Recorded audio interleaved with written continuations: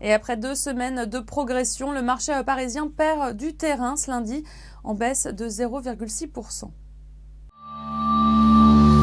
Plus forte baisse du SBF 120 ce midi, Sopra Steria chute de plus de 5%, pénalisée par des comptes annuels un peu courts et un discours mitigé sur les perspectives.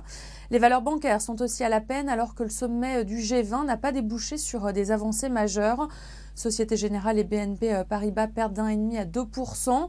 Et puis Sanofi qui a déclaré au Financial Times être ouvert à des acquisitions dans le traitement des maladies orphelines, perd près de 2% ce midi. Du côté des hausses, on retrouve Gameloft, plus 1%. Son conseil d'administration a rejeté à l'unanimité l'offre publique d'achat à 6 € déposée par Vivendi.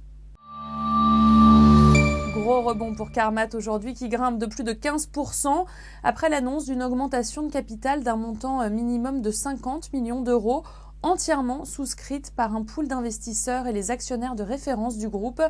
Airbus Group via Matra Défense avec une souscription à hauteur de 11 millions restera le premier actionnaire de Carmat avec plus de 22% du capital devant le fonds Truffle Capital. Enfin, l'État, BPI France et Air Liquide vont faire leur entrée au capital. C'est la fin de ce flash, vous avez rendez-vous à 18 h pour le point de clôture.